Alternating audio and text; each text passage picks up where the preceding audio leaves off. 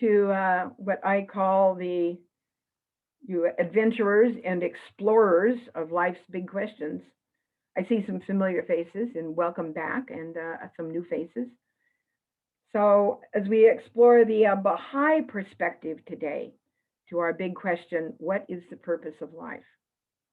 Thank you to Susie Cole, President of the Interfaith Council, to the Big Questions Committee, Ruth Ahern, raise your hand, Ruth, Channing Miller, and Gloria Sunshine. And thanks to Will McGarvey, Executive Director of the Contra Costa Interfaith Council, and also our Zoom host. And I don't think Channel 28 is on today recording. They sent a note saying that they wouldn't be able to do that, but we will still get the recording to them so it can still be shown on the Rossmore Channel 28. One of the benefits of tuning into the Big Questions Forum is not only to listen for the different perspectives from a variety of religious and spiritual paths, but I believe one of the great benefits is to actively look for and highlight concepts and truths which might contribute to your own personal framework for living as you ask the question, what is the purpose of life? And the purpose of life really varies. It can vary from moment to moment. A dear friend of mine just had a heart attack 2 nights ago. And so his purpose of life is just to survive and get well. And so I think the purpose of life can change from moment to moment. Each of us will find our own answer to this question, and thereby each of us will add their own truth to the answers. In our first 2 sessions of the Big Question Forum, we heard from Saganesh Saraman, representing Ananda, whose great teacher was Paramahansa Yogananda. Saganesh, in his presentation, answered our big question with 2 main points: know God and serve your brothers and sisters.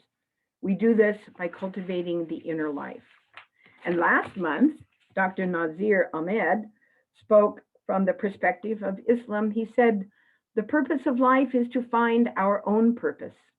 And the foundation for this is to adore, worship, and serve God. I love that. To become channels of light. He said the purpose of life is life itself, and to live it with fervor. I might have put that word fervor in there, Nazir, forgive me. But that's what I felt when I listened to your talk. For me, this brings to mind a favorite poem by Jack London. I would rather be ashes than dust. I would rather that my spark should burn out than it should be stifled by dry rot. I would rather be a superb meteor, every atom of me in magnificent glow, than a sleepy and permanent planet. The proper function of man is to live, not to exist. I shall not waste my days trying to prolong them. I shall use my time. And if you've read any of Jack London's stories, boy, that guy was a wild man. He definitely used his time. So in this poem, you can feel the passion that Jack London had for life. So now it's my pleasure to present our speaker, Bob Henderson. Mr. Henderson holds a degree in psychology from Cal Poly, San Luis Obispo. He recently retired from law enforcement after 26 years of service. 26 years of service. Wow, have you got some experience behind you, sir? He's a member of the Baha'i Faith and is currently serving as chairman of the local spiritual assembly of the Baha'is of San Jose. Bob is a passionate advocate for social justice and often speaks to diverse groups of people on a variety of different subjects related to advancing the central principle of his faith, which is the oneness and wholeness of the entire human race. He currently lives in San Jose with his wife and his 3 adult children. I'm presenting Bob Henderson. Thank you for joining us. Hi, Sarah, and thank you for that wonderful introduction. I'm so happy to be here with this group. This is my first time, actually second time. I was here last time you guys did this, but just really being a part of this is really, really wonderful. And what's really nice about being here as a member of the Baha'i community is the founder of the Baha'i Faith, Baha'u'llah, said that all the religions, all the major religions of God come from one source, and so we're part of one giant religious community. And there's 2 types of, and so this idea of the big question, right? The meaning and the purpose of life. I mean, that is the number one question I think anyone needs to answer as they navigate through life, which gives life, purpose and meaning and direction to your life. So let me just start. What I'd like to do, I have a presentation I'd like to share with you, a slide presentation I'd like to share with you. But before I do that, let me just share just a basic introduction to the Baha'i Faith to give some things a bit of context. So Baha'is are followers of Baha'u'llah, the founder of the Baha'i Faith. And the Baha'i Faith is the latest independent world religion from God that began in the mid-19th century in Persia, known today as Iran. And what began as a seemingly small religious movement in the Middle East has now today blossomed into a global faith, with Baha'is virtually living in every part of the globe, from every race, class, creed, nation, socioeconomic background. And as I mentioned, the Baha'i Faith is independent world religion. And what I mean by that is the Baha'i Faith is not an offshoot, sect, or division from another faith, and is on par with the other great religions such as Judaism, Buddhism, Hinduism, Christianity, and Islam. And if all religions were analogous to a single book, then the Baha'i Faith would be the latest chapter in this ongoing narrative God has with humanity. And in this ongoing chapter where we are all living, one can say we're living at probably the most blessed time in human history. And why do I say that? We know that the advancements, particularly throughout the 20th century, we saw the advancements in science, particularly in areas of transportation and communication, and which really has merged the entire world into one neighborhood, where global integration today is a reality. So with that said, let me share with you my slide presentation because it connects with what I'm sharing here. So.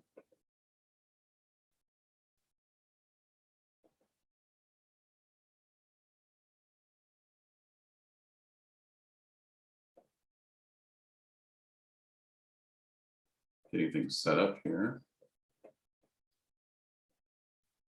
Okay, so I want to share a quote to begin with from Baha'u'llah, the founder of the Baha'i Faith. He said that all men, quote, all men have been created to carry forward an ever advancing civilization. The Almighty beareth me witness. To act like the beasts of the field is unworthy of man. Those virtues that befit his dignity are forbearance, mercy, compassion, and loving kindness towards all the peoples and kindreds of the earth, end quote.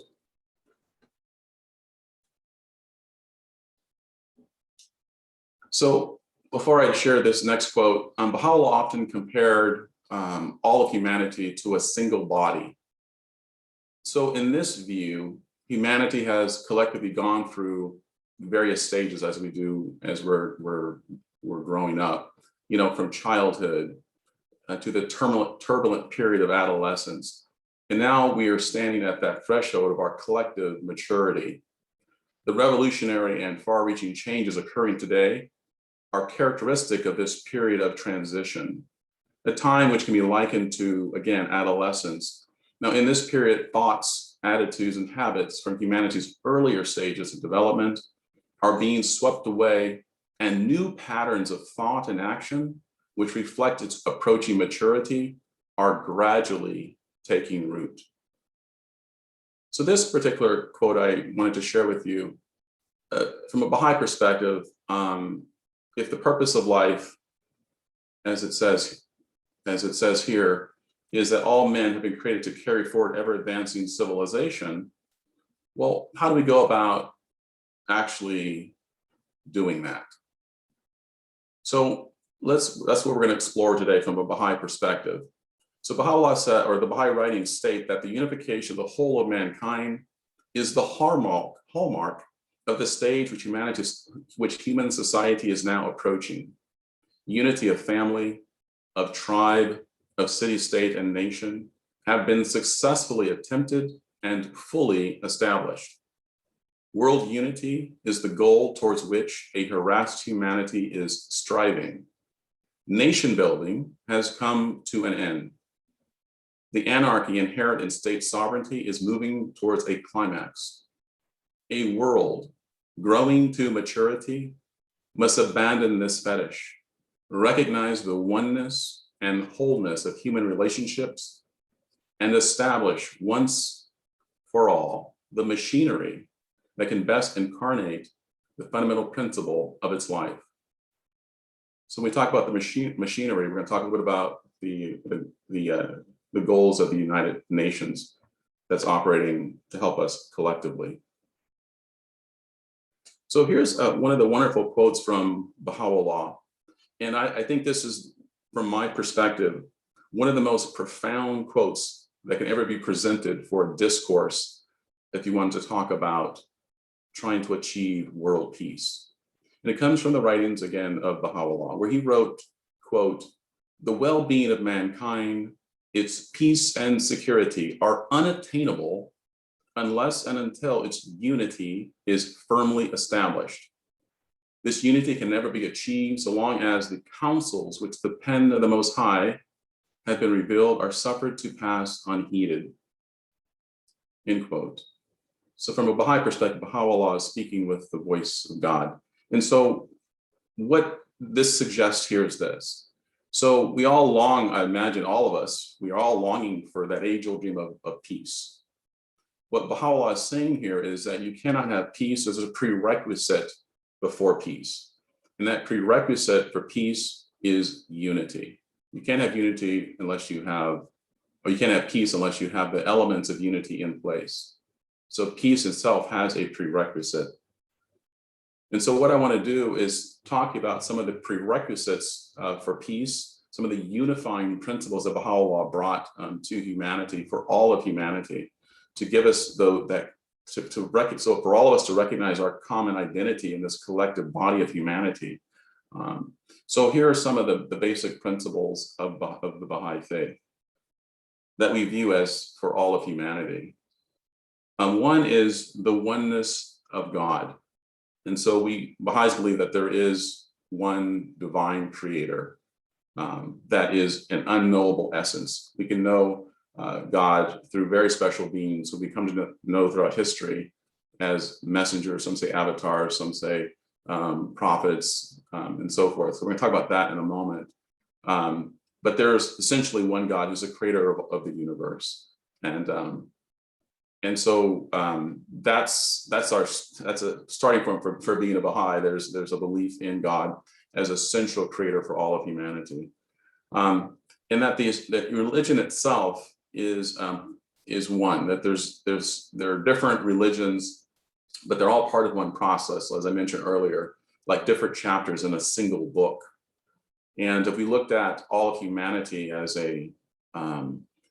members of one family who are essentially in one giant school, the educators of this school are these very special beings who come to us from time to time to educate us. And here are some of the names: Abraham, Krishna, Zoroaster, Moses, Buddha, Jesus the Christ, Muhammad, the Bab, who is the forerunner for Baha'u'llah, and Baha'u'llah himself.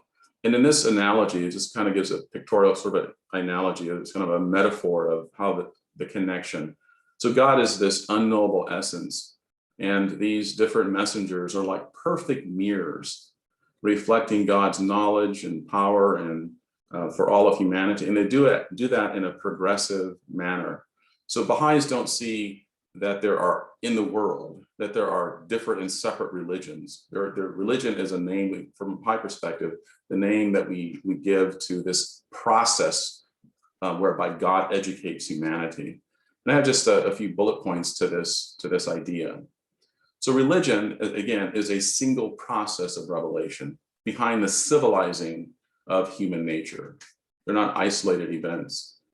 Religion is progressive, just like, I mentioned this idea of us collectively being in this sort of giant school, right? And there's different educators depending on the age of humanity to help us address those specific issues at the time in which they appear. And so religion is, again, progressive, and it's not simply repetitive. So what we see with religion, and from a Baha'i perspective, is this idea that religion comes to us to address the needs of the time in which we are living. And they bring two messages. One, they address the social conditions for the time in which they come.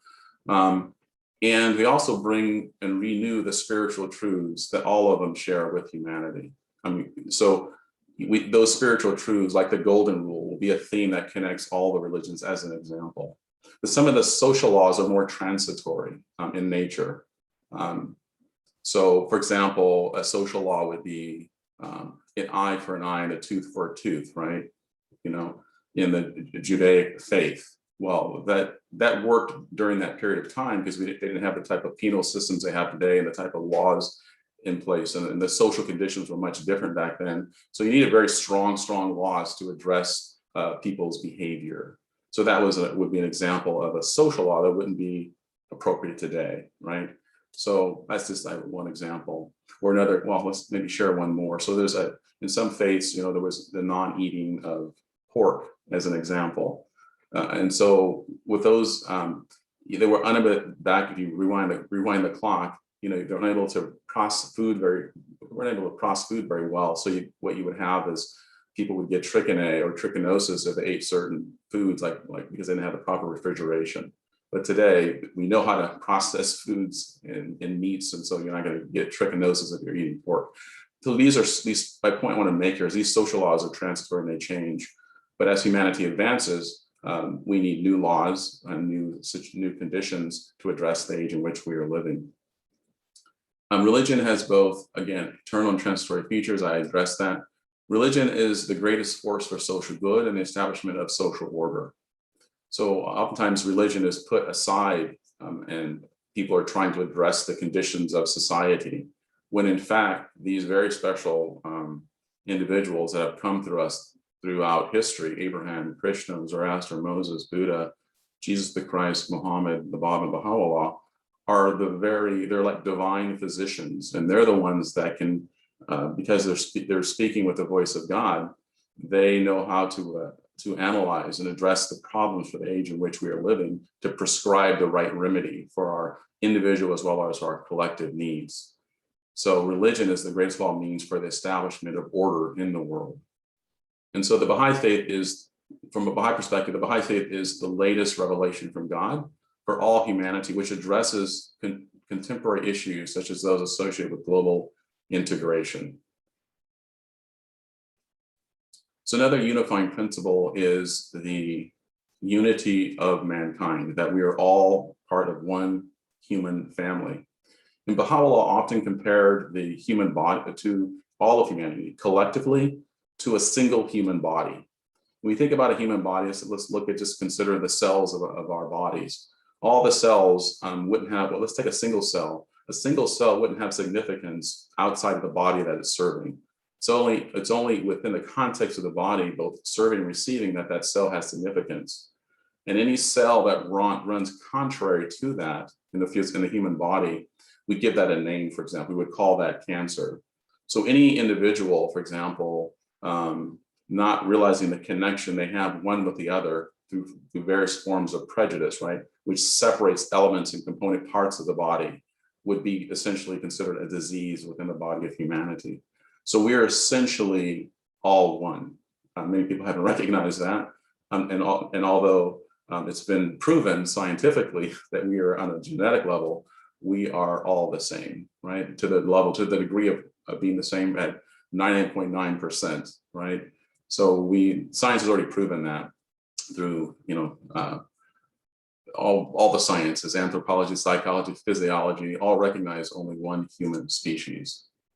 Equality of men and women is another central unifying principle of Baha'u'llah. That he's very, very clearly wrote that in his writings, that men and women are equal.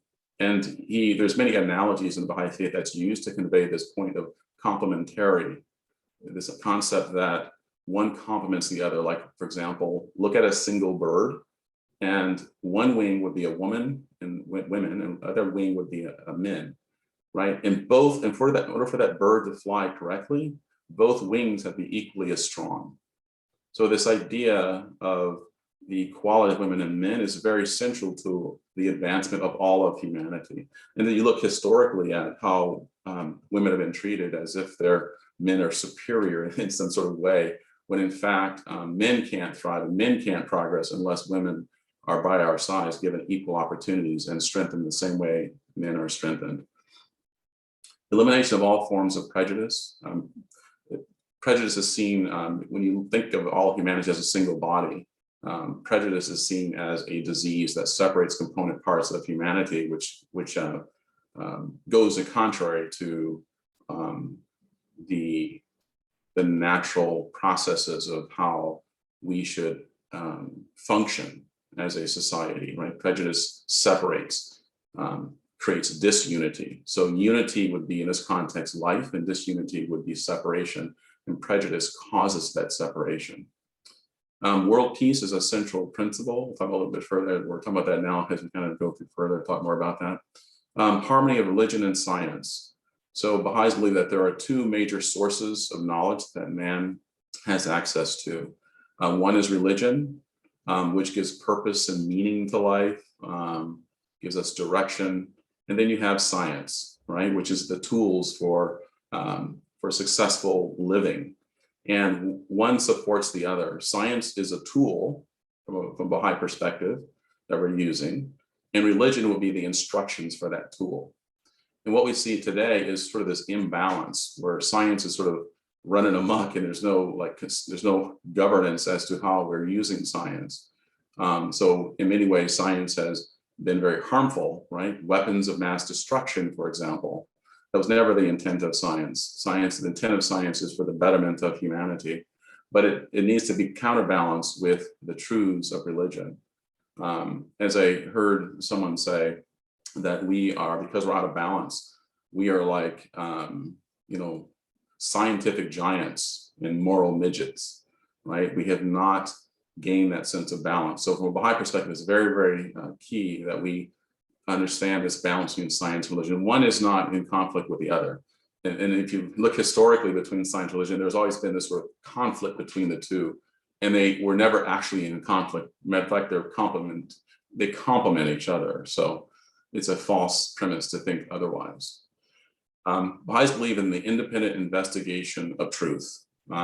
So to become a Baha'i, you're not a Baha'i because your parents were Baha'i. You have to independently investigate the religion for yourself, so that you take ownership for it. Faith is something that requires a personal connection, right? And a lot of harm is caused when people are just become followers of just traditions. Well, what if those traditions are wrong? What if you were taught, sort of the wrong thing? Maybe someone made up a religion and it doesn't have the right proper tenets, and you're just sort of believing that. So it's important to independently investigate things for yourself. And that's very, very key to the Baha'i Faith. There are no ministers or priests or clergy within the Baha'i Faith. Baha'u'llah said this is, for Baha'i perspective, he said this is the age of maturity where you can independently investigate things and understand things for yourself, and so forth. The need for universal compulsory education is another principle that Baha'u'llah talked about, that no one should go without an education. That should be fundamental to living on this planet. The need for universal auxiliary language, another one, right? So you keep your mother tongue, but you learn a language that's common to all. So you see the theme here that's running through all of these. Baha'is are trying to build, with the revelation of Baha'u'llah, a world community.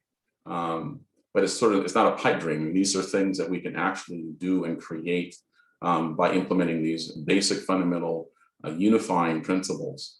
So this idea of this universal language, right, that you can go anywhere in the world and speak a common language. I don't know how many languages or that people speak around the world. I never Googled that.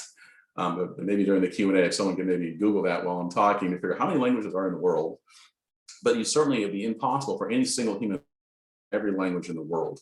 So Baha'u'llah came up with a very practical solution, which is learn one common language, or sort of like collectively we need to decide what could be this common language. And everyone can learn this common language, but you still, it's an honoring of your national origin or your cultural origin, where you keep your mother tongue, but you just learn this common language that's common to everyone on the planet.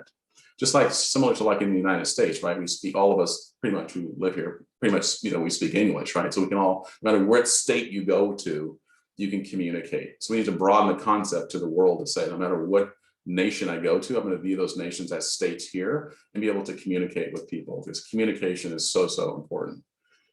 Obedience to government and non-involvement in partisan politics.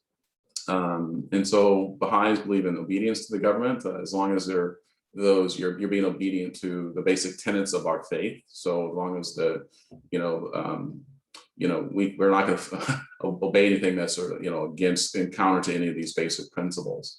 Baha'is also, we don't engage in partisan politics. We just view that as something that's that pits one people against another. So unity is our central theme, and we vote with our conscience, but we vote quietly and privately.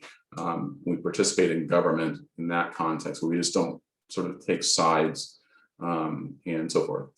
Elimination of extremes of wealth and poverty.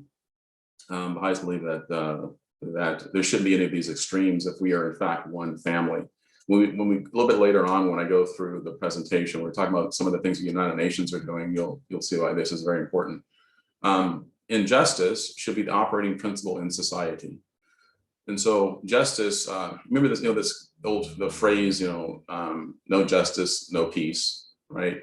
Or I think I had that backwards. There's no, if you can't have peace without justice is the point. At the same time, justice is something that, viewed correctly, is something that collectively is something that unifies us in the collective sense, right? So between two individuals, we need to learn to forgive each other when we wrong each other. But society has a responsibility to make sure justice is enforced, because it keeps us unified in that way. So the importance of justice is really key. So I wanted to share another quote from Baha'u'llah, where he said, "Let your vision be world embracing rather than confined to your own self." I'll read that again. Let your vision be world embracing rather than confined to yourself. And, so this inspires and motivates Baha'is to think globally. That phrase, you act locally, but you think globally. And so this is a basic Baha'i viewpoint. And I wanted to, with that said, I wanted to share with you, when you start thinking about global events and things that are happening in the world, I think it's important to know what's going on. I mean, it's one thing to read this and say, oh, this is a wonderful quote, but I think it's also important to actually put it into action, to know what's actually happening in the world. So I wanted to just highlight a few things, and then we're going to talk about some of the solutions to a lot of these issues. So we're going to talk about the wealth, the disparity between the rich and the poor, and so forth. So here's how, if we're in fact one human family, here's how we are not well balanced as a human family. And here's an example of this.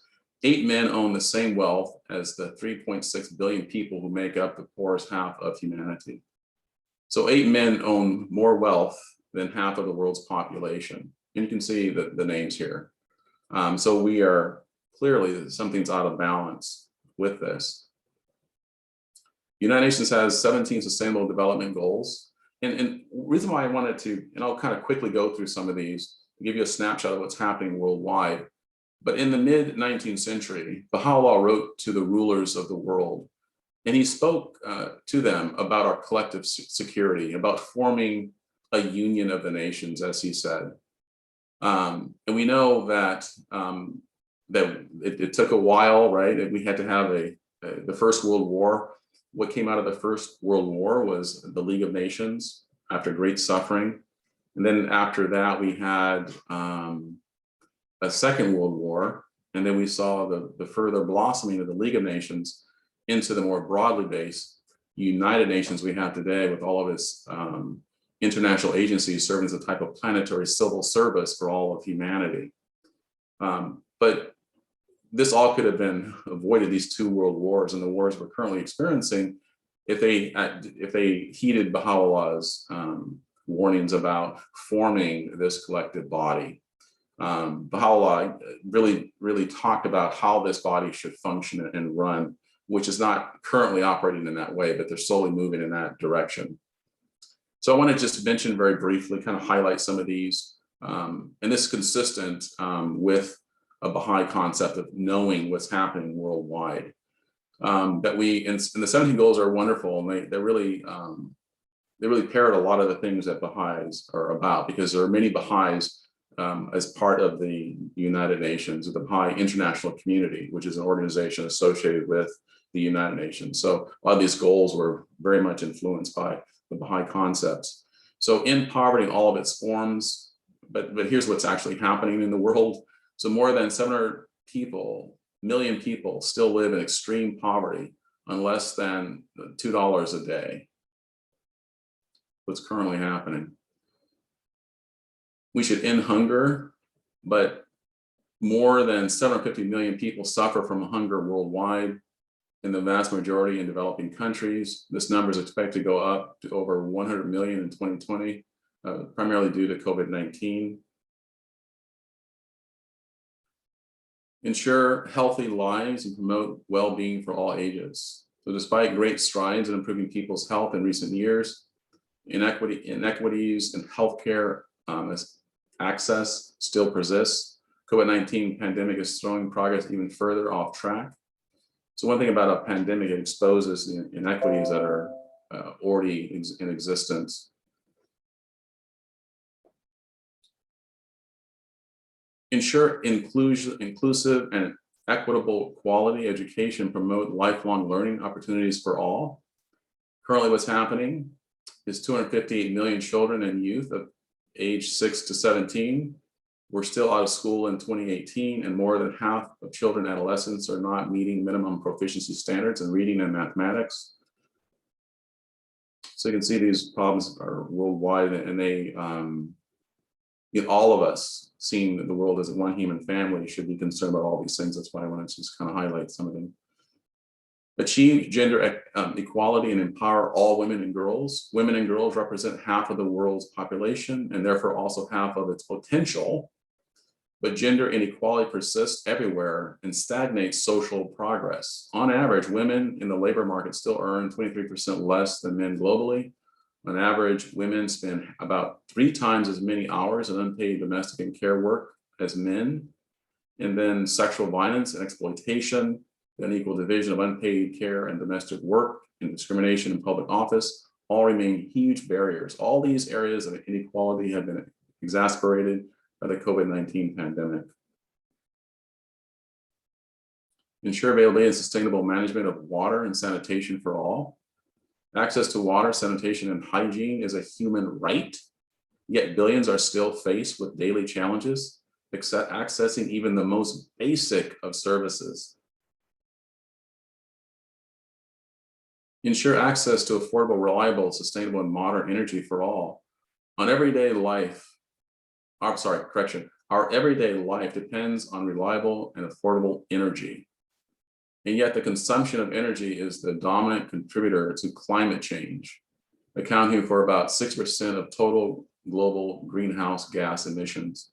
So one of the things that's really, really key, is this balance between science and religion. So religion would be the thing that offers you this respect, for the world and the natural environment, right? mere pure science may just, sort of, without any regard for the results, just kind of feed our need for consumption and more consumption, right? And so that's what we see today, this desire for more and more, right? And a very materialistic sort of, concept, whereas we need to learn to live in better harmony and balance with our natural environment. Promote sustained, inclusive, and sustainable economic growth, full and productive employment, and decent work for all.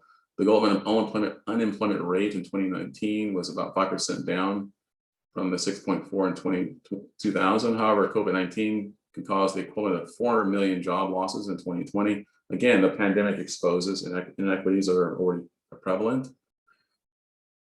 Build resilient infrastructure, promote inclusive and sustainable industrialization, and foster innovation. Global manufacturing slowed in both developing and developed regions in 2018 and 2019, mainly attributed to emerging trade and tariff barriers that constrain investment and future growth, and has plummeted in 2020 as a result of the pandemic. While global internet coverage has expanded widely, as of 2019, 46% of the global population still does not use the internet. Here we take advantage of it, but imagine, there's areas, a large percentage of the country and people don't have access. Reduce inequality within and among countries. Income inequality is on the rise, particularly within countries. As of 2017, the richest 10% earn at least 20% of total global income. The poorest 40% earn less than 25% of the total global income. So we talked about this a little bit earlier, but I grabbed this image from the internet, and I thought it was just striking to see this. This just sort of this inequity, right? So someone completely homeless, right? And someone's walking by, and clearly a person that looks like they have a lot of means. But I think the most striking thing about this picture is the disconnect between the two, well, at least with the person that does have the wealth, right? She's apparently just going to walk straight by. And I think one of the things about being disconnected from other people is that when we become apathetic to the suffering of others, then I view that as a spiritual illness, when we aren't seeing each other's humanity. But if we rather see each other as all connected, we're members of one large family, then these things wouldn't happen, where people just disregard the suffering of others. Make cities and human settlements inclusive, safe, resilient, and sustainable. Half of the world's population live in cities. It says by 2050, 6.5 billion people, 2/3 of humanity, will live in urban areas. In the developing world, the rapid growth of cities, along with increasing rural and urban migration, has led to a boom in mega cities. As the COVID-19 pandemic was made clear, sustainable development cannot be achieved without significant transforming the way urban spaces are built and managed. So, as people move more and more to larger cities, we have to figure that out. Ensure sustainable consumption production patterns. Take urgent action to combat climate change and its impact. Conserve and sustainable use of oceans, seas, and marine resources for sustainable development. Oceans cover 3/4 of the Earth's surface, contain 9% of the Earth's water, and represent 99% of the living space on the planet by volume. Today, more than 30% of the world's fish stocks are overexploited, and marine population is reaching alarming levels, with an average of 13,000 pieces of plastic litter to be found on every square kilometer of ocean. Isn't that a shocking number?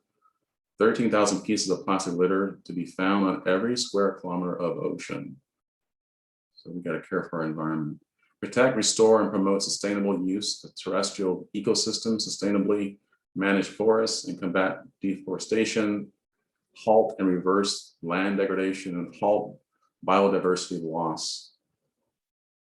Promote peaceful and inclusive societies for sustainable development, provide access to justice for all, and build effective, accountable, and inclusive institutions at all levels. Strengthen the means for implementation and revitalize the global partnership for sustainable development. The 2030 Agenda for Sustainable Development is universal and calls for action by all countries, developed, and developing. Okay, so with that said, and thanks for kind of staying with me on that one, but I just wanted to give you a snapshot of some of the world issues. If you haven't studied that in a while or looked at that for a while, some of you are probably maybe well versed in what's happening worldwide. Some of you may not be up to date, so I wanted to update you. And again, this is part of a Baha'i idea that we should be a concern and let your vision be world embracing rather than confined to yourself. So now I'm going to move into a little bit more some of the concepts and principles that could allow us to be successful in achieving those goals that we just went through. One is that we should know our own selves. So we are spiritual beings.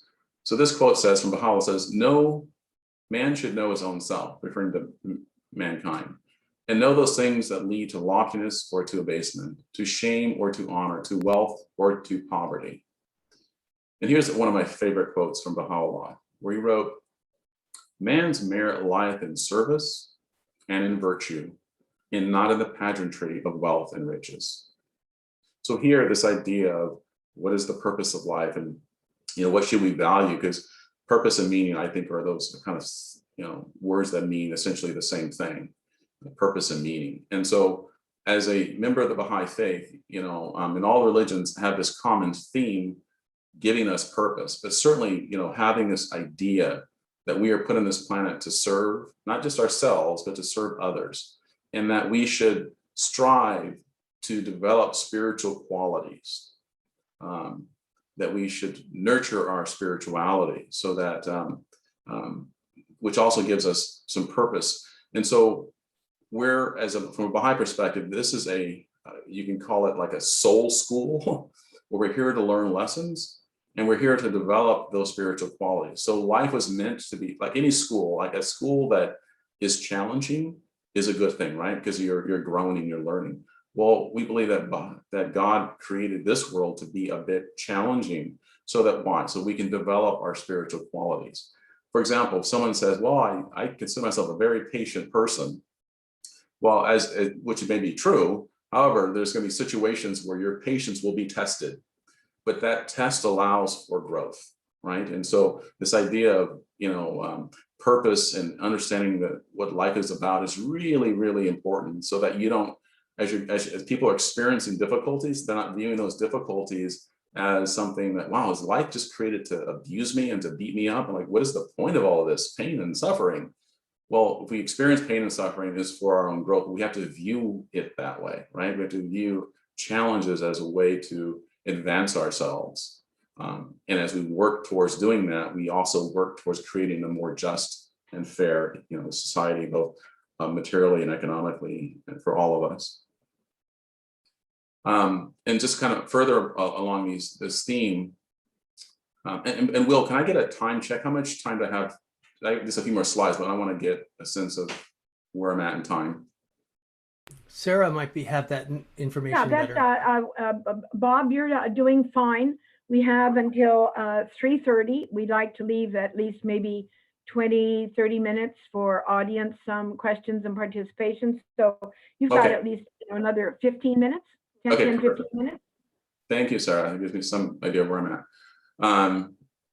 So I wanted to share a few more things along this theme, because it really does tie very, very intimately into what is the purpose of life. So we talk about it from a global perspective, right?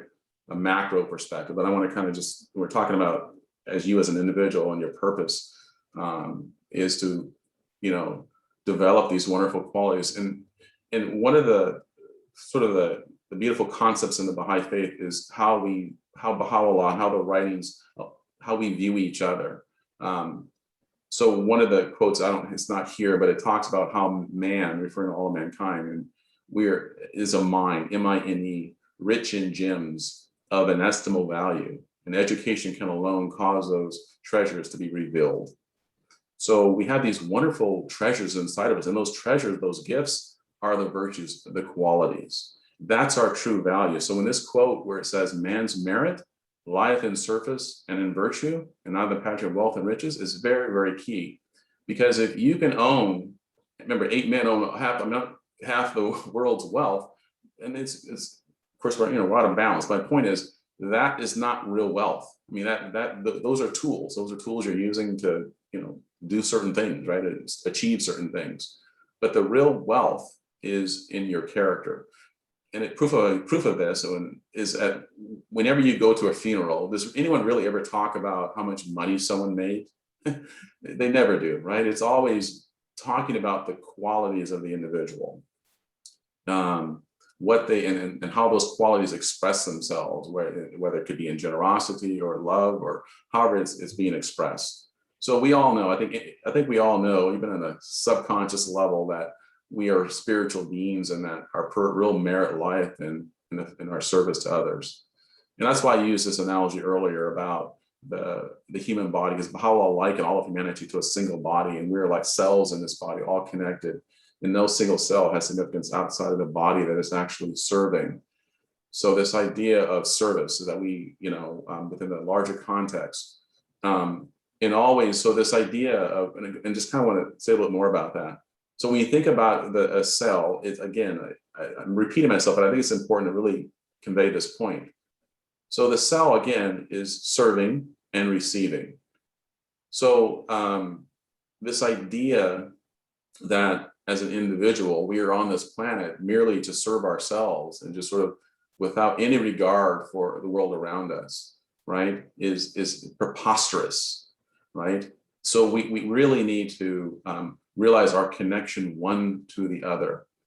So I make a point myself to go on the internet, to watch certain news programs, to figure out what's actually happening in the world. I try to find sources that are reliable so that I'm in touch. And some of the things are very, very painful to watch. I was following the George Floyd trial, for example. Very difficult to watch. But the idea is that you can't, I think it's irresponsible to sort of live like an ostrich, putting your head in the sand. You have to know what's happening in the world. And that suffering that you may experience yourself as you view other suffering should spur one to action, right? Justice calls one to action when that is the case. So I wanted to share, go a little further with this. So a couple of quotes one is from Baha'u'llah, the first one. Upon the inmost reality of each and every created thing, he hath shed the light of one of his names and made it the recipient of the glory of one of his attributes. Upon the reality of man, however, he has focused the radiance of all of his names and attributes and made it a mirror of his own self. Alone of all created things, man has been singled out for so great a favor, so enduring a bounty. I want to just highlight, this is so beautiful to me. It says, upon the reality of man, however, he has focused the radiance of all of his names and attributes and made it a mirror of his own self. So when you think about the world of the creation of the world around you, right? Whether it's an animal or a plant or a tree or a mountain, they're expressing like mirrors, reflecting these beautiful qualities of God. The mountain may express majesty. A dog may express loyalty. A cat may express independence. A lion may express courage, right? All those types of things. I can go on about the different levels of creation, right? What they express. But man has the capacity to express all of those qualities.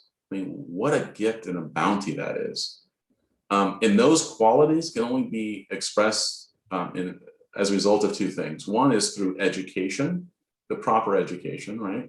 Spiritual education. And the other is through tests and difficulties and challenges, right? So, and that becomes where life becomes a school. And one of the things that Baha'is are doing all over the world to try to address the sort of spiritual crisis we're really all experiencing is Baha'is identified 4 things that every culture and every people should do, no matter where you live in the world. And the whole idea here is to build a new culture, a new society based on principles of the unity, based on principles of cooperation and integration, the opposite of what we see today.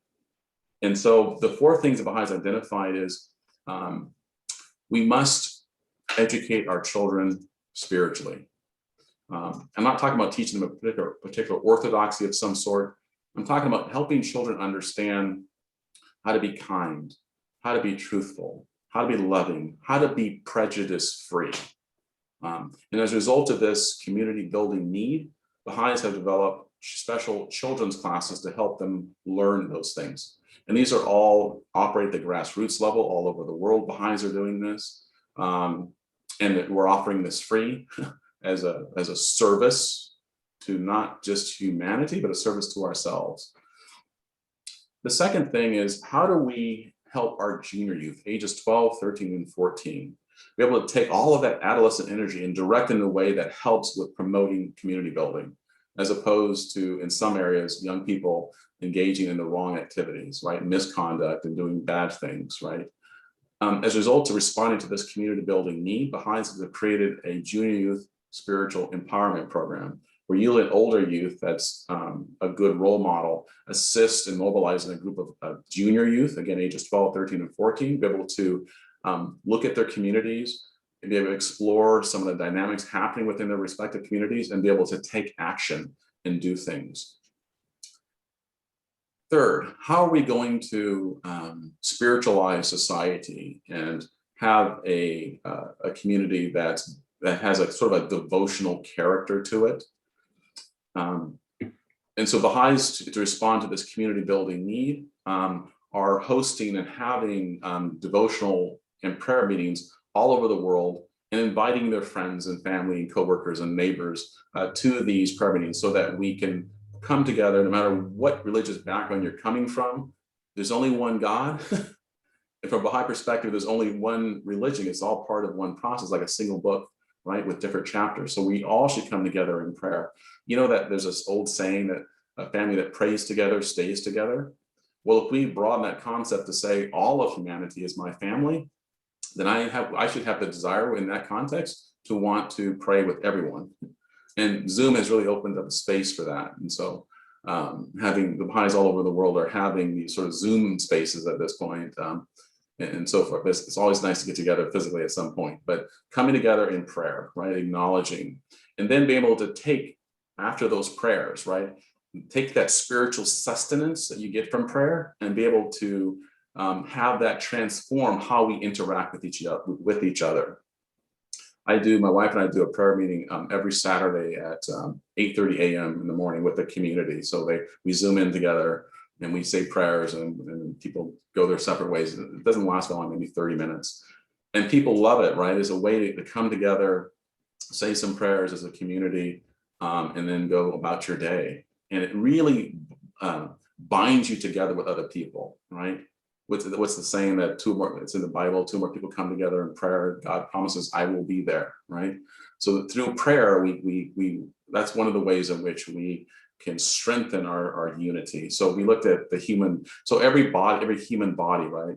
If you believe in this, I believe it's, has a spirit, has a soul, right? And it's the spirit, it's the soul that actually is unifying even the physical parts of the human body. Well, from my understanding, what unites society collectively is when the greatest power in the universe, which is the Holy Spirit, right, is operating in society, right, infusing the sinews of our very sense of humanity and how we connect with each other, right? And so being infused with the Holy Spirit really requires us to think in terms of a spiritual way in which we're interacting, connecting with each other. And the fourth thing is, in terms of this model for community building, is we've created an institute process to be able to help teach people do these things and much more, to be able to help people learn how to become children's class teachers, how to become facilitators for these junior youth, how to start their own prayer meetings and devotional meetings, and much, much more. It's an institute process that allows people to learn these things. And the whole aim of all these things is to build a world community. I'm going to skip here, given the time, and get to sort of like my closing point here, which is the central principle of the Baha'i Faith, which is the oneness of humanity, of mankind.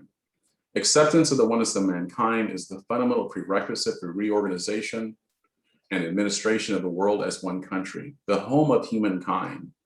Universal acceptance of the spiritual principle is essential to any successful attempt to establish world peace. It should therefore be universally proclaimed, taught in schools, and constantly asserted in every nation as preparation for the organic change in the structure of society which it implies. So I talked about the prerequisite for peace being unity, but there's a prerequisite for unity. And that prerequisite is the acceptance and the consciousness of the oneness of mankind. Acceptance of the spiritual principle allows us to avoid dichotomous type thinking in terms of dualities, my religion versus your religion, black versus white, men versus women, science versus religion, and so on and so forth. And rather, acceptance of the spiritual principle, the oneness of mankind, allows us to see these differences in diversity as complementary principles of one reality, right? And so you see things differently. And so if we look at the world around us, I'll say this and I'll close my presentation and we'll open it for Q&A. When you look at the world around you, the world around you was all created, in my understanding, based on the ideologies and the belief systems that we adopted, right?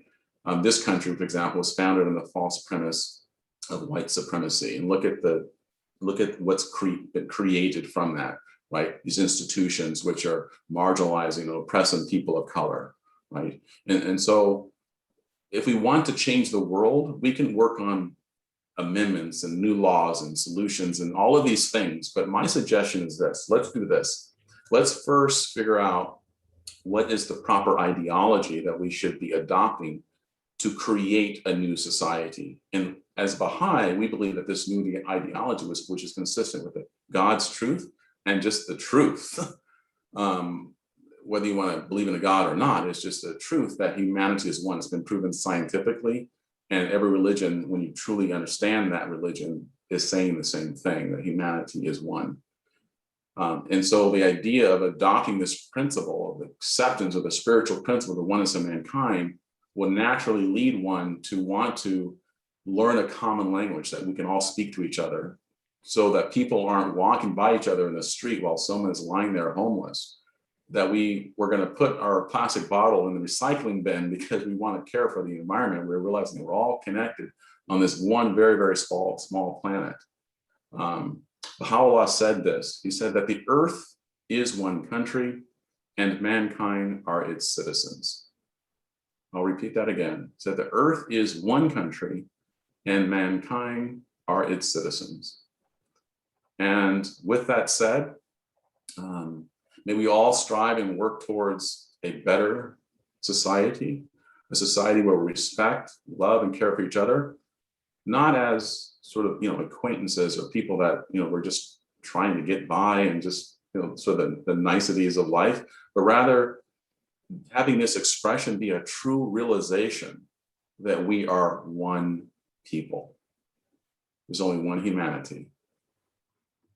And that's all of us. When I see you, I see a reflection of my own self.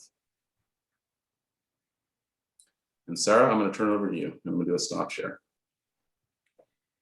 Thank you, Mr. Henderson. Wow, I feel so enriched and inspired. So much, most of what you say just resonates with me deeply. And my guess is that it also does with the people that have joined us. So this now is your time, participants, to present any questions you have to Mr. Henderson, and or to share your own perspectives of purpose of life. So we will open it up to people. If you'll just raise your hand like that, we can see you and call on you.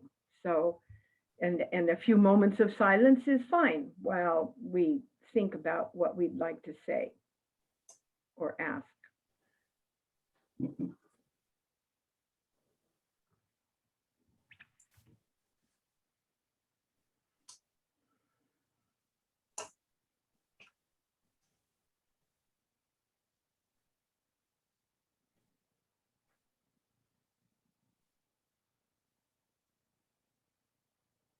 I love it. Meditating. You are all meditating. There's so much that Bob Henderson has offered us. So I have a question, of course, but I don't want to, leave anybody out who might have a comment or a question. So let's just see if Channing Miller has a question. Channing, go ahead. A comment. Unmute yourself, Channing.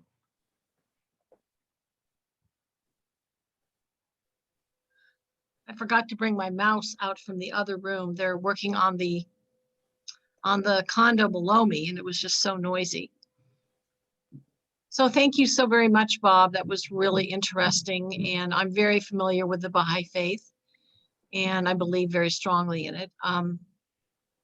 I guess my question is, I believe in everything that you said. It might just be my impatience, but I understand that, God takes a lot of time in achieving these wonderful goals. And I think our job, for me, my job is to individually embrace these goals that Baha'u'llah has put forward and begin to interpret those into my own local life. But at the same time, keep my eye on the global, on the earth. So I was just wondering, do you have anything to say about, how all this is going to happen and what timing it's going to happen? I know the Baha'is believe in the lesser peace and the greater peace. Well, how do we get to that? So wonderful question. And there's, okay, let me maybe share this, that there's things, of course, we have control over and things that we don't, obviously, right? And so the things that we have control over are things that are associated with, as you had talked about, you mentioned the lesser peace and the greater peace. And so there are two forces, I guess you could say, that Baha'is are aware of that are operating in the world today. There are forces of integration, where I mentioned some of those things that bring us together collectively, as I talked about. And then there's forces of disintegration that are naturally in place, ridding the world of some of the, like an example, the idea of those hanging on to systems associated with, say, nationalism and things of that nature, right? Where that's an ideology and a belief system that no longer is serving us today. And people are hanging on to those things. And as you mentioned, these things can be very slow. So one of the ways to maybe look at this is, so Baha'u'llah said that the earth is one country, mankind are its citizens, are creating this sort of vision for all of humanity. And he actually wrote to the rulers and kings of his day, addressing issues of our collective security. And they all turned away from him except for Queen Victoria of England, who said, if this is of God, it will endure, and if not, it can do no harm. But in that message, he was saying that this is the direction that humanity is going. And then what happened is humanity is stubbornly clinging on to old ways of behaving, but we're still moving forward, ironically. So for example, when you look at World War I, right? Right. So we had, and then after World War I, there was this need and understanding that we needed to come together and figure out how to avoid international conflicts, right? And how to create a system for resolving international conflicts. And so they kind of put that in place, and they created the League of Nations. There's some inherent flaws within that system. And so we had a Second World War, right? As a result of that Second World War, we saw the shifting of the League of Nations turn into more broadly based United Nations we have today, with all these international agencies currently serve as a type of planetary civil service for all of humanity. So you can see that we're shifting, we're going forward. And the question is this, humanity is going to move forward. We're going to have peace at somewhere down the road. But the question is, there's two ways to get there. We can get there the hard way, where in the end we must capitulate ourselves before God, acknowledge our failure, and then say, okay, after a third world war, now we're going to do this thing. Or we can do it through the process of consultation, where we agree that this is necessary to build a world society. So it's unknown what you're asking, when will these things take place? But there is a natural movement forward. We live in a world that's ever advancing, and the advancement can be slow or fast, depending on the choices that we're making. So the question is for all of humanity, do we need a third world war before we accept the fact that we are one people? We need to create systems that are global in nature, or can we do it in the least intrusive and less violent way, where we do it through the consultative model, where we come together and we decide this is really, really important, that we need to expand, for example, what the United Nations is doing so that they can prevent war, so they can be instrumental in providing resources to those areas and countries that don't have those resources, as I talked about, so that those development goals can become an actual reality. So that's kind of on the global level. Now, on an individual level, there's things and steps we can take and do. Baha'is are on an individual level, for example, or realizing that there's a spiritual need to create a world that's respectful, that's loving, that's kind, that's truthful. So we're doing children's classes and work with junior youth, using education as a way to transform society, because transformation is a slow process, and it's an authentic process that takes time. So Baha'is are doing those things. So really, I'll end with this, because a great question is, each individual has to figure out this realization that we are both in this larger body of humanity. We must learn to not only serve ourselves, but also learn to serve humanity in your unique way. That's where the purpose of life for you as an individual is very, very wonderful. No one can serve humanity like you can serve, because you are a combination of all these unique things. And so it's only you in your unique way that you can serve. But when you put all those things together and have each individual serve it in a very unique way with intent. So it's all about intent. I'm not just doing things, but I'm doing things for a purpose, for a reason. And if we can build a larger number of people, or create a situation where a larger number of people are embracing this idea of working towards a global community while acting locally, then I think we can see significant change. So it really is dependent upon the choices that we make. God does, when you see how my personal understanding is that when you see how God operates, he never takes away our free will, right? And just forces us to do something, right? He allows us to make our mistakes and then choose to do the right thing. We're never forced to do the right thing. It's a very, very approach, like the wise parent, right? Getting us to develop without using force. Thank you. Mm-hmm.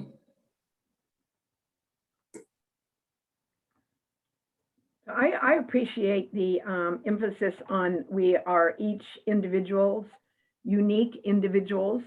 And one of the premises of, I think, most of the religions, as I understand it, is to know yourself. And that takes some reflection and figuring out, well, why do I keep falling in this hole over and over and over again? And suffering can play quite a realm, quite a role in that realm. And so, as you pointed out, suffering and trials and tribulations are really quite important. A toddler doesn't learn how to walk without falling down. So to philosophize, it's kind of like philosophy. As I talk with people, I like to help them ask questions and go deep inside individually, so we can find out what we as individuals can do about the global situation.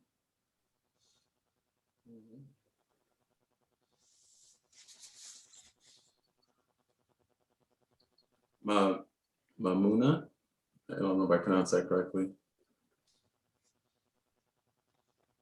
You're on mute though. Oh, there we go. Yeah, now I'm unmuted. Okay. Thank you so much, Bob. That was really a wide-ranging, comprehensive presentation, and thank you so much. It expanded my understanding of the Baha'i philosophy and principles. One thing, because right now, you retired from what, 36 years of being in the police department somewhere, or law enforcement. I don't know 26, yeah. department or Long time, FBI or what you were in, but I'm just wondering, because there's so much visibility right now about the injustices being done by police, especially against Black people and Black men in particular. I'm wondering how you've used your Baha'i faith being in law enforcement, how you've used your faith to enhance justice. Because I'd like to hear a personal story. That's really where I'm coming from. Yeah, that's really, really wonderful. So what I've been up to lately is working with other people to develop some training modules for law enforcement, and so videos, as well as me offering myself to do the training, which is helping them understanding the history of law enforcement, and giving it context for them so they can do their job a bit differently. For example, when you poll, African-American men, and well, not just men, but African-American people in this country, and you ask them, do you believe law enforcement are there to protect and serve you? The majority say, no, they're not. We fear them. If you do the same poll with white people, they say, yes, we think they're there to protect and serve us. So there's almost like two different criminal justice systems that are operating, right? We saw odd things happening on January 6th, right? It's like at the Capitol. So there's some odd things going on, and you go, what? And so from my perspective, there are in fact operating in two different modes. And so what's happened is when a white officer, typically a white officer, is interacting with a person of color, they're not often understanding why that individual is having so much fear. There was, for example, a particular video I was watching the other day, and I shared it in another Zoom meeting, where in the video, a white officer is stopping a Black driver, and because there was a lot of fear with the Black driver, he was merely saying, "Officer, why did you stop me?"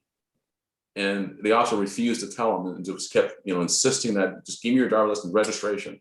And that became a battle of wills, right? Second officer comes over, he's also white. And now they're going to make an arrest on him because he's not offering his driver's license. And all he's merely asking is, why are you stopping me? And again, he's full of fear, the driver. And one of the white officers says, as they start to arrest him, and they use the word, they called him a boy, right? And he's a 60-year-old Black man. And then the fight is on, and they hurt him. And then the whole thing could have been avoided if the officer understood that when you stop a Black person, typically in today's society, they could run, they could just be afraid. And if you're seeing yourself as not a police officer, but as a peace officer, I'm there to de-escalate situations, you're going to behave differently. But so white officers typically, not trying to generalize, but a lot of them, I work with them, a lot of them don't have that historical understanding of Black people. And so what I want to do is just almost like cultural education, right? Class, like give them that cultural understanding so that when they're interacting, they can then kind of adjust some of their things. When I stop a Black person, the officer might say to themselves, they might be defensive. And there may be a reason for that. 4 centuries of oppression at the hands of law enforcement, right?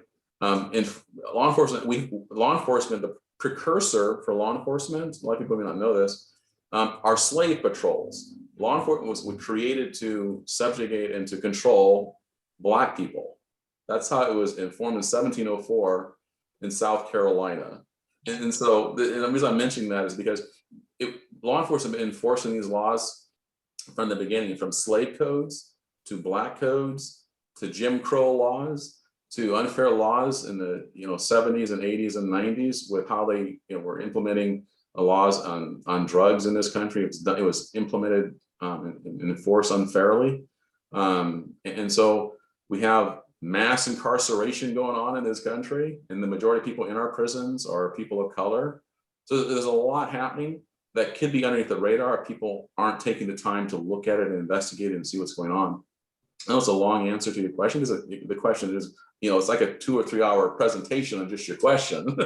So I'm going to stop there. But I'm working on this presentation to be able to help my fellow officers, and it's a work in progress, and that's what I'm hoping to do. And I'm hoping to make this a national thing. God has blessed me with he's a producer, and he's actually going to be working with me to produce some videos and educational training modules to make this actually happen. So thanks for your question. You're welcome.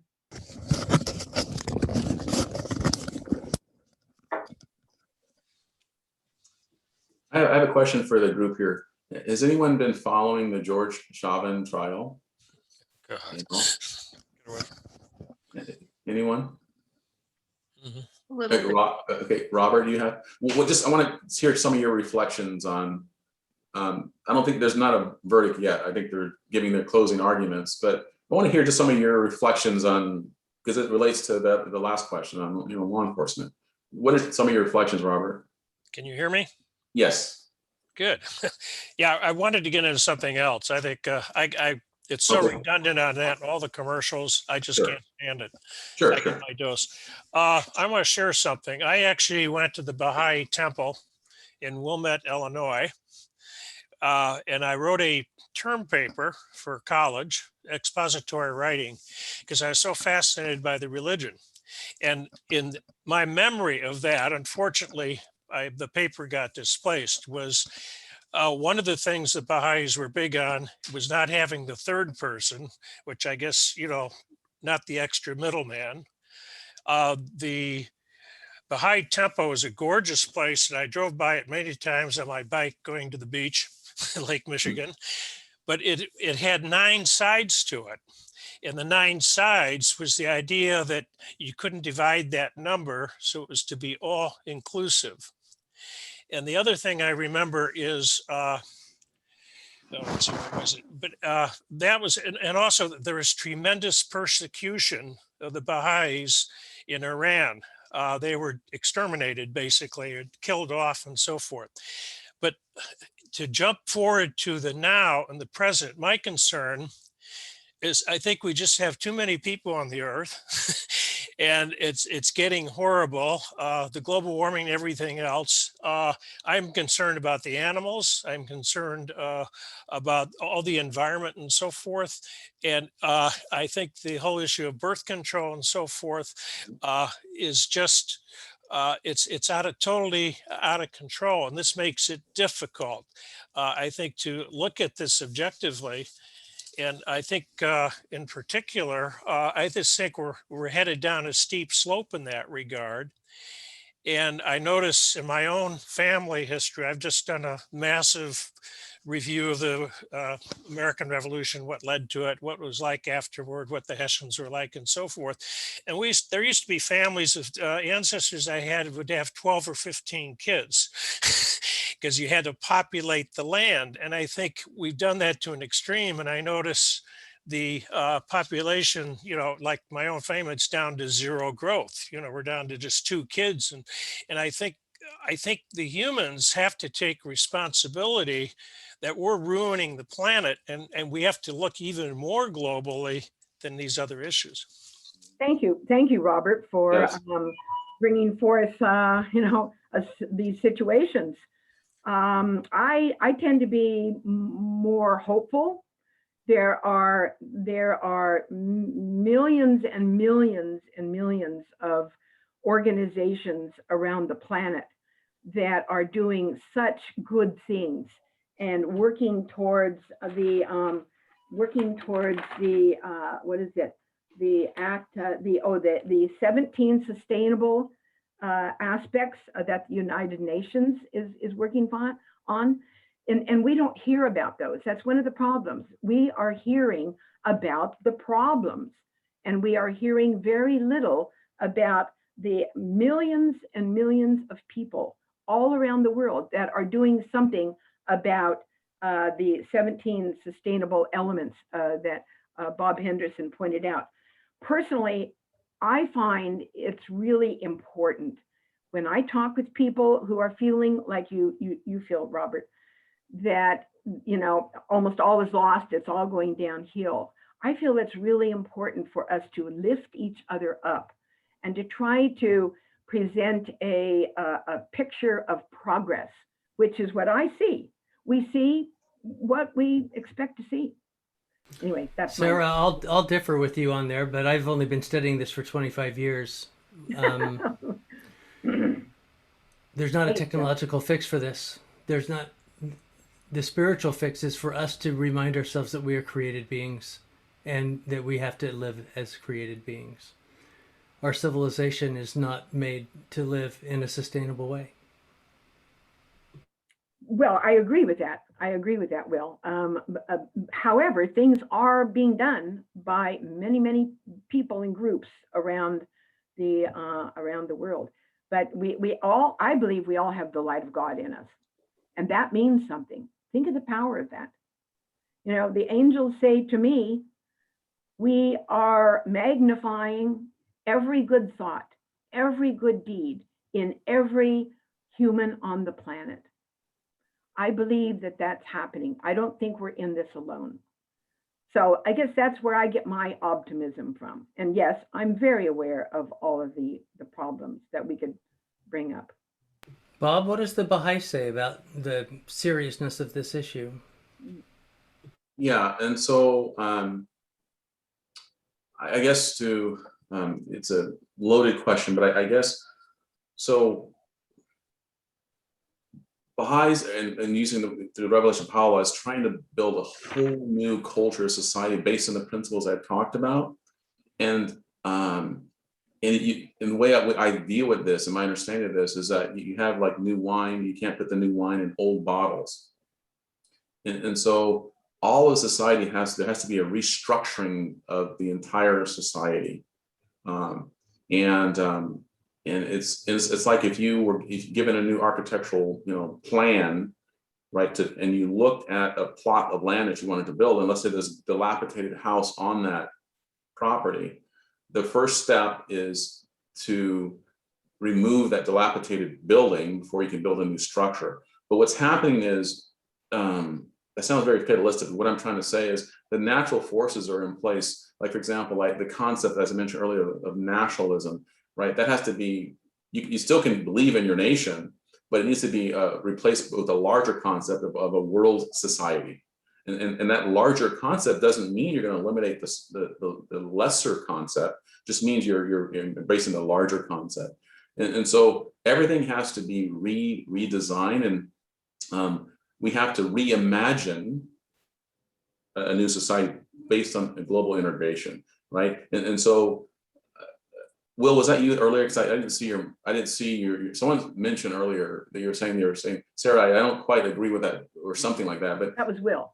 That was Will. So Will, I'm in line with what you're sharing, which is, we need something different has to take place. And as you mentioned, Sarah, so it's a combination of both of what you're saying, because there's efforts being made towards a new way of doing things, right? A better way that includes sort of this integrative process in a way that we're all working together. But then there's at the same time a need to rid ourselves of old ideologies, old ways of doing things. The criminal justice system, for example, needs to reimagine its own self, right? And then figure out how to do things radically different than it has been. And so to answer your question is, we're in the process of building a new culture. The whole world is, not just like Baha'is, and we're all working towards, but some people are doing it consciously. I'm building a new global world community, right? Baha'is are very conscious of that. And some people are doing it without that conscious. Some people are just doing great things, wonderful projects that contribute to global integration. And then others are doing it very clear and conscious of why they're doing it. And so all these elements where people are working towards building this world community will one day get us there. But the hope is in a new society, in a new culture, not in what we see today. I don't know if that answers your question, Will, but that's my response to what you're sharing. Thanks. Thank you. Bob, this is Sharon Long. I'd like to just make one comment on your request for input on the George Floyd trial. Sure. I have followed this very closely, and George Floyd's death was incredibly life-changing for me. the injustice, I guess I always knew that there was injustice when it came to Black people or colored people of any color.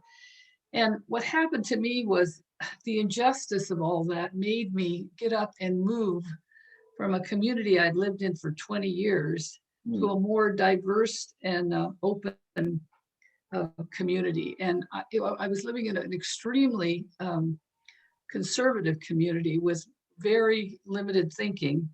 And I literally got up one morning after that happened and said, I got to get out of here. And I made my move to Rossmore. And what I found at Rossmore is I've just found the opportunity to live near and to interact with people that are so much more open-minded, and it's been a real freeing experience for me.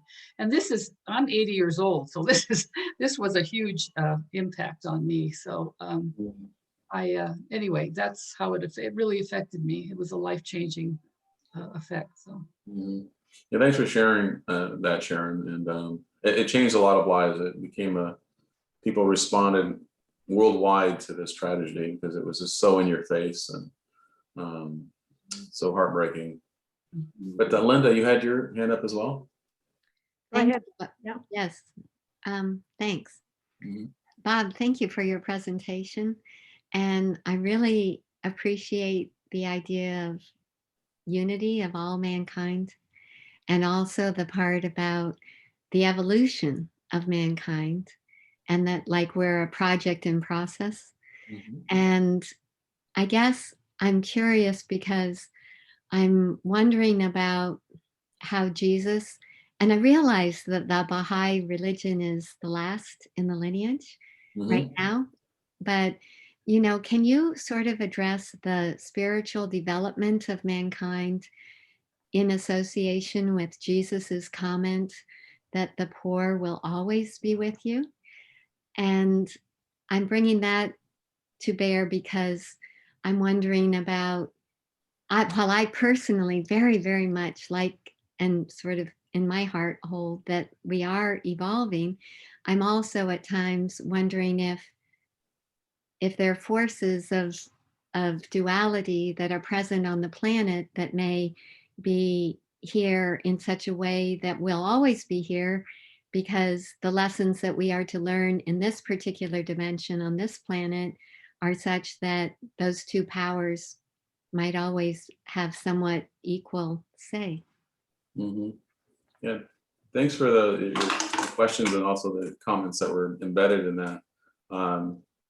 So when I look at like religion in the historical sense and contributions of Christ, and particularly because Christ came after, of course, Moses, right? And Moses, the lawgiver, right, where he's very needed for the age in which Moses appeared.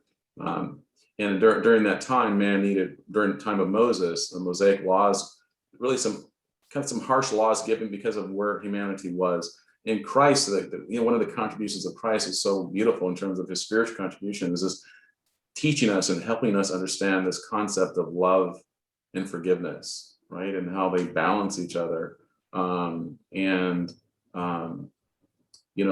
Turning the other cheek, for example, this idea, it's metaphorically speaking, right, of being able to,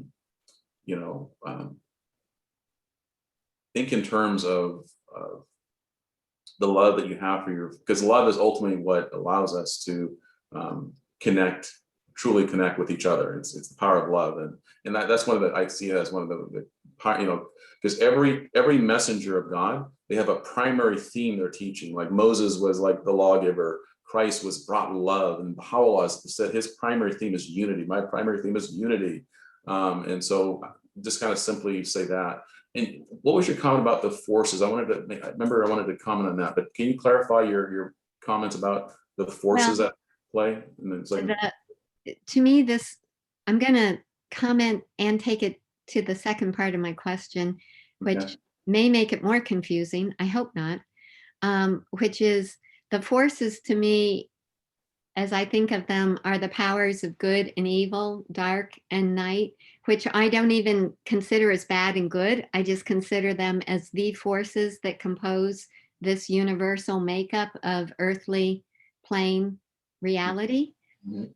And those forces seem to be the powers of duality. I don't know. And good and evil in the Bible, but evil has such a ugh. And so they're opposing forces, and they make materialization and the so-called development possible because we seemingly are overcoming something. And yet that something that we're overcoming, I always sort of question to what degree, what is overcoming, and is it going underground, and does it ever get washed out? And if it were washed out and all we had was, quote, light, metaphorically, then we are no longer in this dimension. We finished. There's no, the ascension, the Mayans, extinction, whatever. I mean, there's no need to be if there aren't two opposing forces. That's one. Mhm. Did that answer what the forces meant? Yeah, no, that did. And I just want to comment on how, as my understanding of the Baha'i writings, how we see these, of course, what you're referring to as forces. So my understanding of it, so when you think about qualities like mercy, justice, kindness, truth, right? Those are things that actually exist. Those are real things.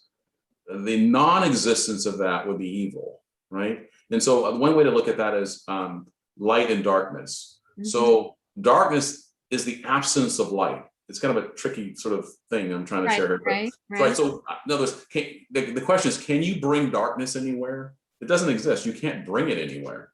It is what it is. It's the absence of light. But because light exists, you can bring light into a dark room. And I guess the philosophers might say, if all were light, would one know oneself, or would all be one?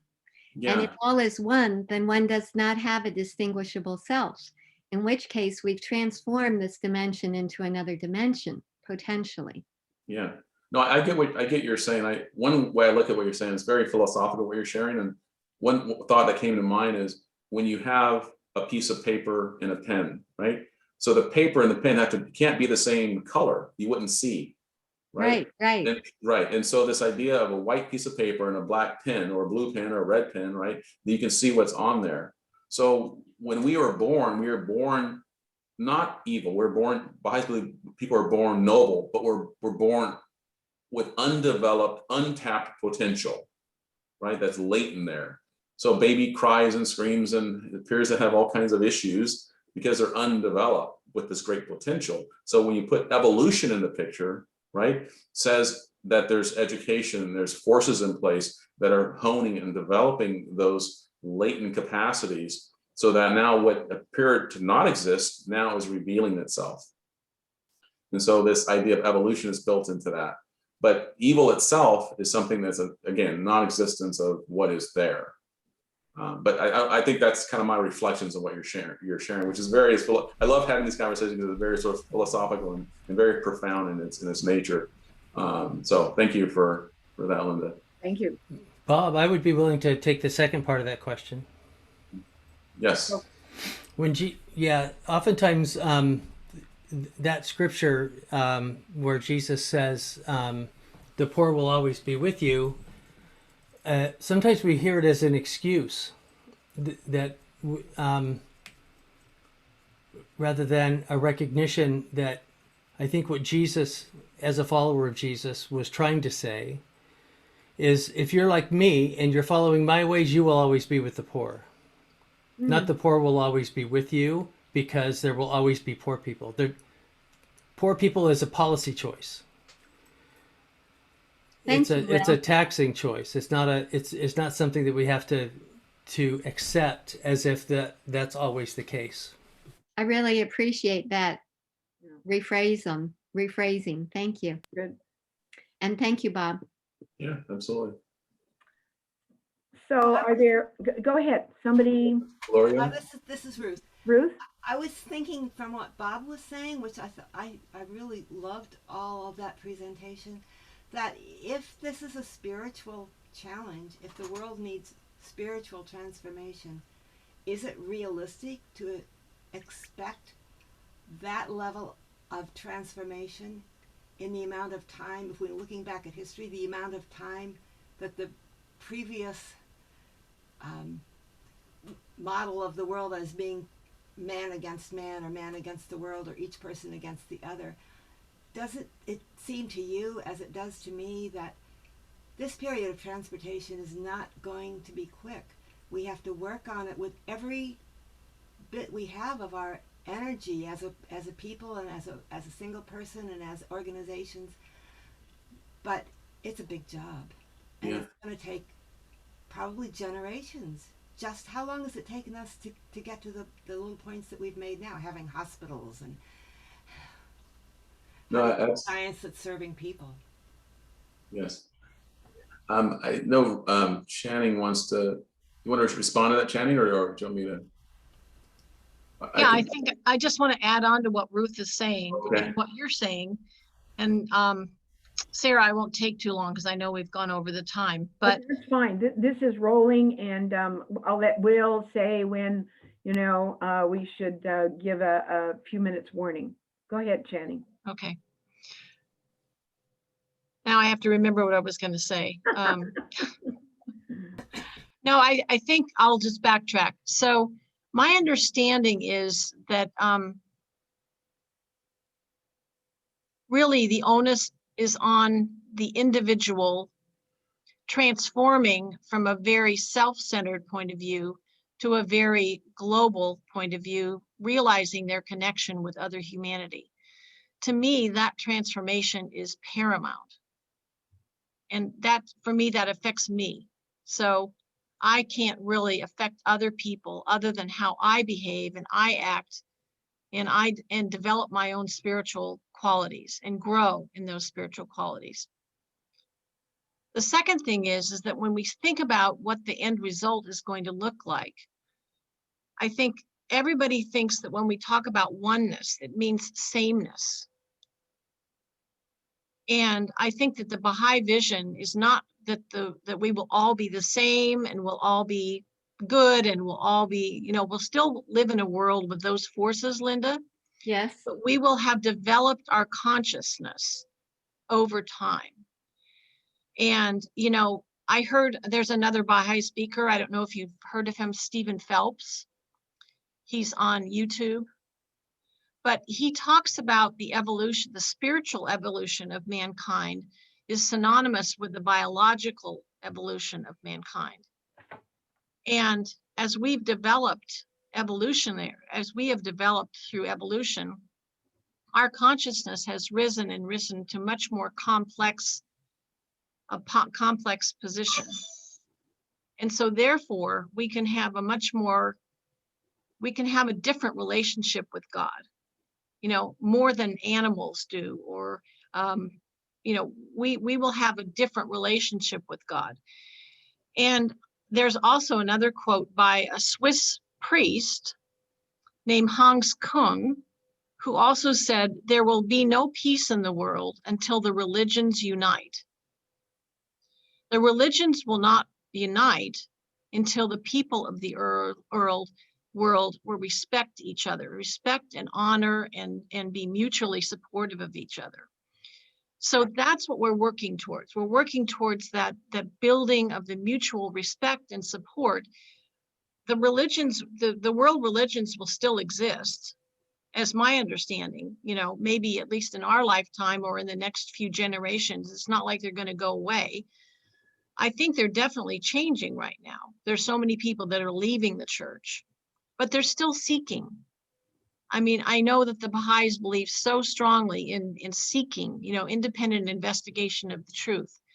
So I think as long as humanity is still searching and reaching out for this understanding of mercy and kindness and transforming yourself, that we will make a lot of progress.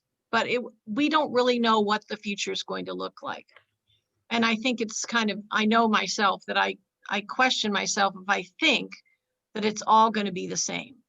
It's going to be a whole different experience, a whole different reality. And I think that because in the Baha'i Faith, they say that, God is really unknowable. Although we know that God is there, we can't really put our finger on it and say, this is what God is. We also know that the future, the guidance that we're given from God is to work in a certain way and to develop and evolve in a certain way. And I think that that is what will evolve us into this lesser peace and the greater peace. I don't know what it's going to look like, but yeah. Mhm.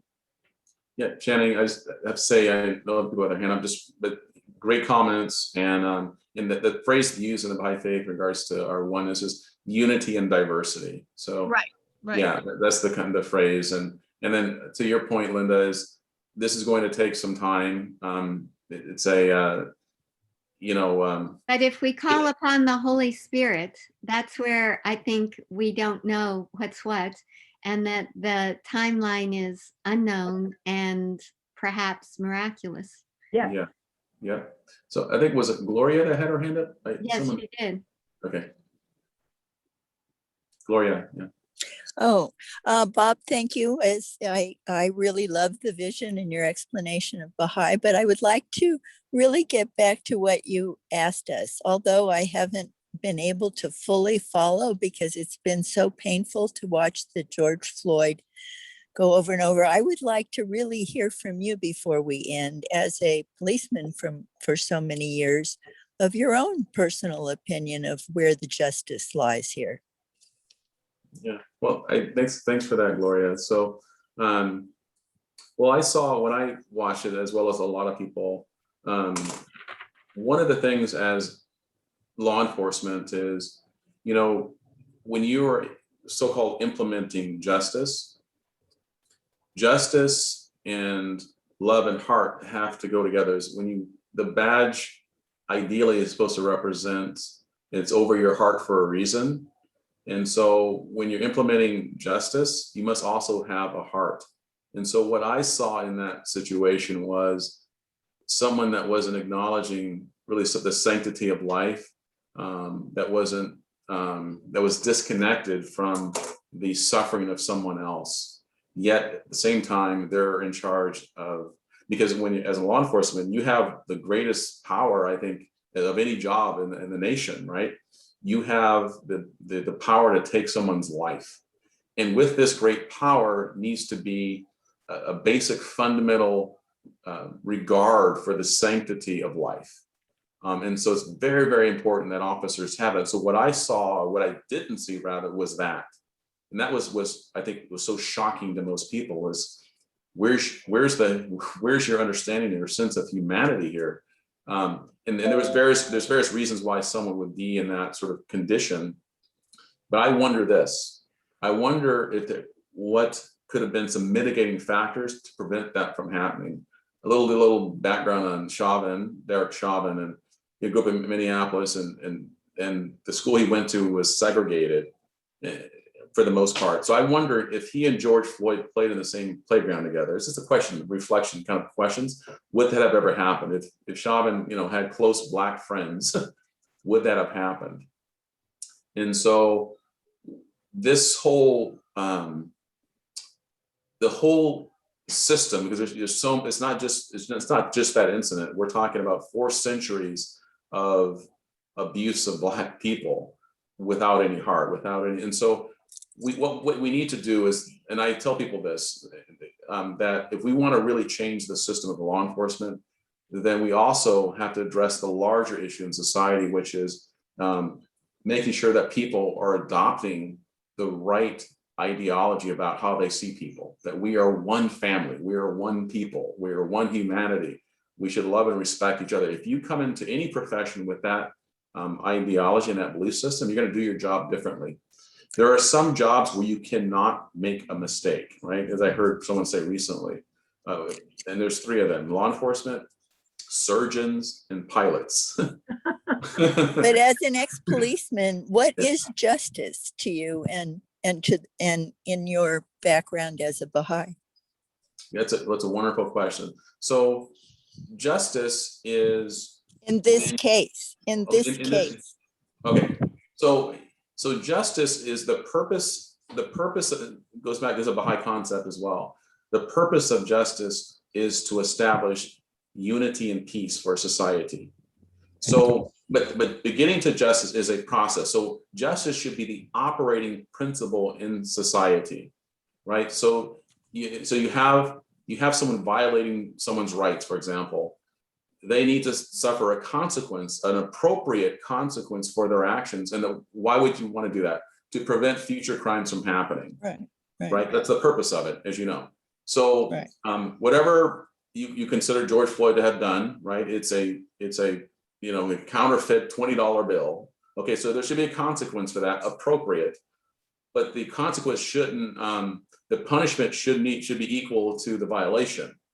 So true justice, is when the violation and the punishment are in harmony with each other. And so what does that say about Chauvin? Well, certainly he was not acting as an instrument of justice, but he became an instrument of injustice. Right. And by the way, one of the concepts in the Baha'i Faith in regards to justice is not only is justice should be the operating principle, and it could look messy in the process, but the end result is unity and oneness.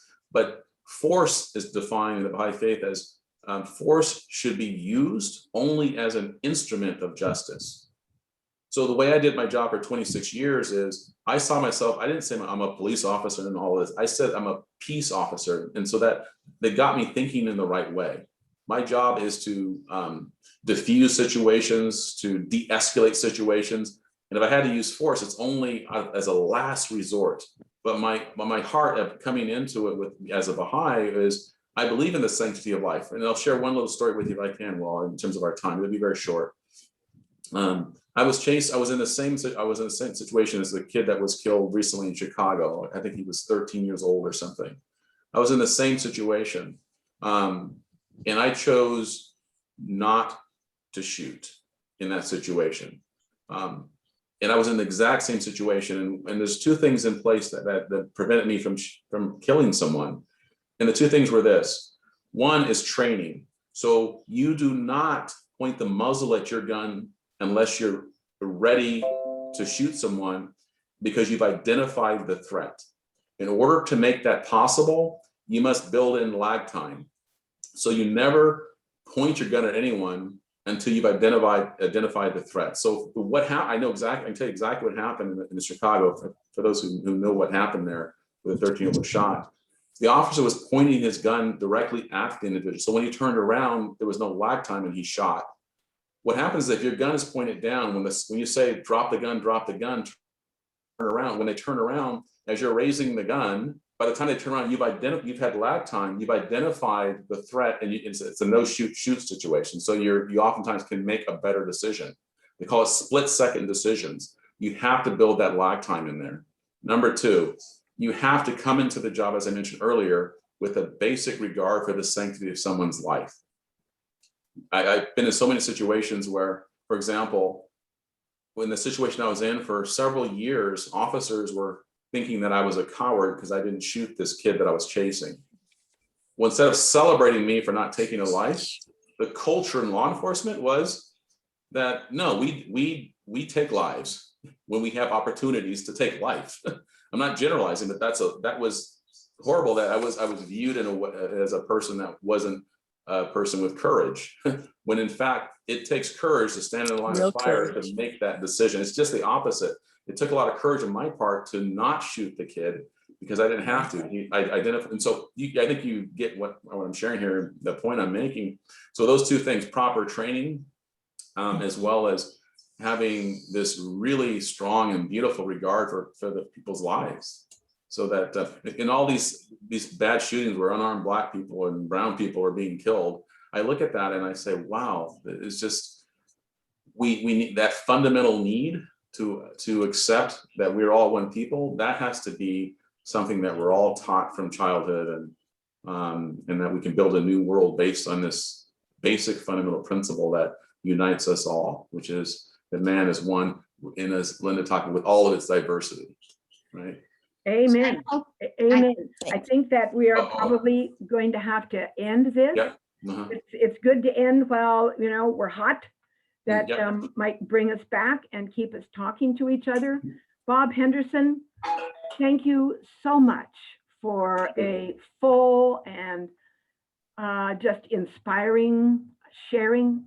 I just Sarah. hope you can meet hundreds and hundreds and hundreds of people that are going to be policemen and women, and Thank you, Sarah. share your true courage, your true courage. It has been a wonderful session, and I thank all of you for participating. And let us go forth and keep talking and keep loving and see each other as our brother and sister. Thank you. Thank you, Sarah. And well, Thank you. Blessed you, be. Bill. Thanks so much, Bob. Thank Great welcome. speaker. Thanks Thank so you. much for going deep with us today. Really No. appreciate it. And there will be